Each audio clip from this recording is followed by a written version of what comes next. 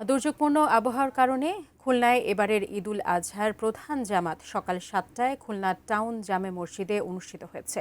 দ্বিতীয় জামাত 8টায় এবং তৃতীয় জামাত সকাল 9টায় অনুষ্ঠিত হবে। খুলনার টাউন জামে মসজিদে আছেন আমাদের খুলনা বিভাগীয় প্রতিনিধি মোহাম্মদ অসীম। বিস্তারিত জানতে সরাসরি যুক্ত হচ্ছি তার সঙ্গে। অসীম, আপনাকে ঈদের শুভেচ্ছা জানাচ্ছি। যেহেতু বলছিলাম দুর্যোগপূর্ণ আবহাওয়ায় সকাল 9টায় আবারও ঈদের জামাত অনুষ্ঠিত হবে, তৃতীয় জামাত। এই মুহূর্তে সেটার প্রস্তুতি সম্পর্কে জানাবেন বা আগের জামাতগুলো কিভাবে অনুষ্ঠিত হয়েছে, বিস্তারিত আপনার কাছ থেকে জানতে চাই।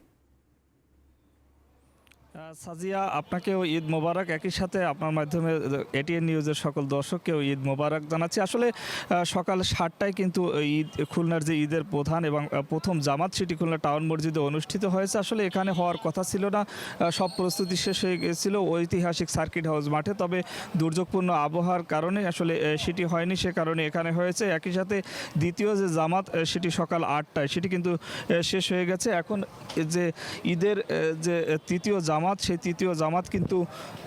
তৃতীয় জামাতের প্রস্তুতি চলছে। সকাল 9টায় সেই ঈদের জামাতটি শুরু হবে। একটি বিষয় আপনাকে জানিয়ে রাখি, এখানে ঈদের যে প্রথম জামাত অনুষ্ঠিত হয়েছে এখানে খুলনা সিটি কর্পোরেশনের যিনি প্রশাসক তিনি ছিলেন খুলনা বিভাগীয় কমিশনার এবং খুলনা জেলা পুলিশ সুপার এবং খুলনা বিএনপি সহ বিভিন্ন রাজনৈতিক দলের নেতৃবৃন্দ কিন্তু এই নামাজে অংশ নিয়েছেন। তারপরে প্রথম এবং প্রধান জামাত এবং দ্বিতীয় জামাতে কিন্তু মোনাজাত শেষ হয়ে গিয়েছে। আসলে মোনাজাতে দেশ সমৃদ্ধি কামনায় দোয়া করা হয়, একই সাথে বিশ্বের মুসলমানদের জন্য এখানে প্রার্থনা করা হয়।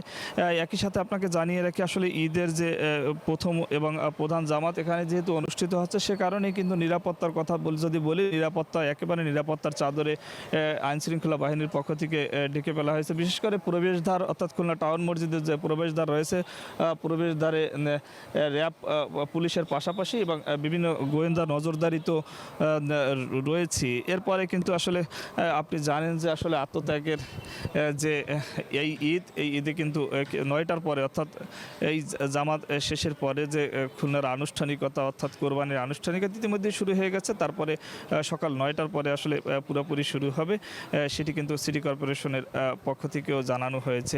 আমার কাছে আপাতত এই ছিল সাজিয়া খুলনার টাউন জামে মসজিদ থেকে ঈদ জামাতের সর্বশেষ খবর।